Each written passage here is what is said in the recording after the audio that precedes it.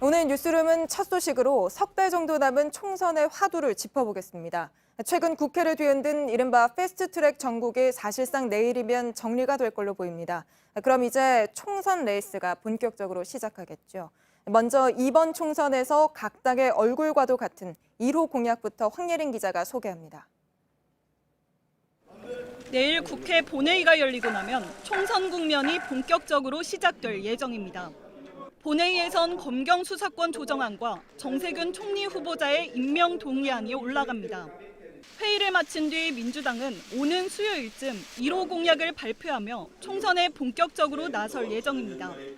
민주당 관계자는 1호 공약과 관련해 우선적으로 생각하는 카테고리로 청년 경제 관계 등이 있다며 청년 주거, 생활비 절감 등이 연관될 수 있다고 전했습니다.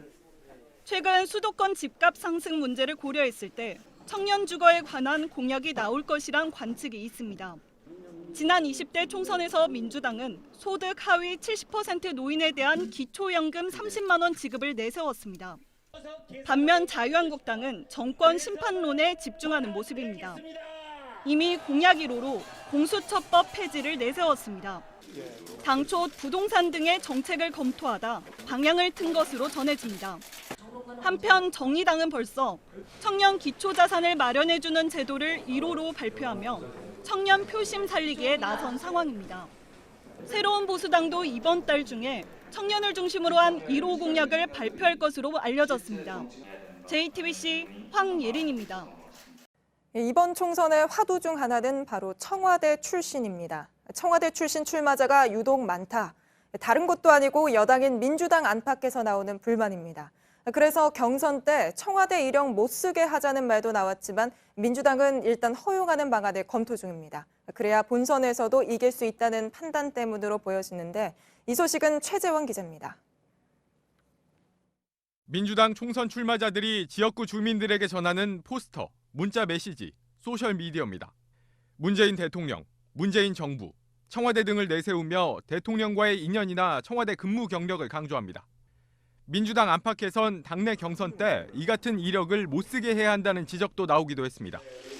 민주당은 최근 비공개 최고위원회 회의에서 대통령, 청와대 등의 이력 표기 문제를 논의했습니다. 일단 허용하는 방안을 적극 검토 중입니다. 민주당 관계자는 이력 자체가 사실인데 못 쓰게 하는 것도 차별이 될 수 있다고 설명했습니다.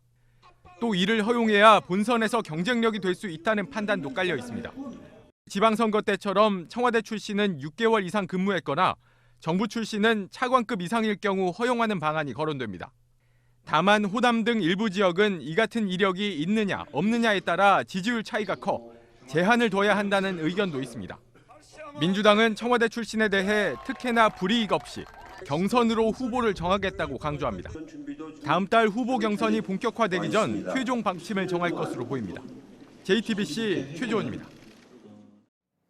이번 총선에서 비례자유한국당, 비례더불어민주당과 같은 이른바 위성 정당명을 사용할 수 있을지 그동안 논란이었는데 내일이면 최종 판단이 나옵니다. 비례자유한국당 창당을 진행 중인 한국당은 민감하게 반응하고 있습니다. 임소라 기자입니다. 중앙선거관리위원회는 내일 오후 전체 회의를 열어 정당 이름 앞에 비례라는 표현을 사용할 수 있을지 논의합니다. 정당법에 따르면 새로운 정당의 이름은 이미 등록된 정당이 사용 중인 것과 뚜렷이 구별돼야 한다고 돼 있습니다. 내일 회의 결과에 따라 비례자유한국당, 비례더불어민주당과 같은 당명의 운명도 결정되는 겁니다. 비례자유한국당을 따로 만들고 비례대표 후보를 세울 계획이던 한국당은 민감하게 반응했습니다. 비례정당 명칭 사용을 불허한다면 선관위 스스로 정권의 하수인임을 자인하는 것입니다. 한국당 지도부는 선관위의 이 같은 방침에 여권 출신인 조혜주 중앙선관위 상임위원회 입김이 작용한 것 아니냐는 의혹까지 제기했습니다. 그러나 조 위원은 오늘 언론 인터뷰에서 선관위의 결정 구조가 그렇지 않다며 개인적인 영향력을 미친 적이 전혀 없다고 반박했습니다. JTBC 임소라입니다.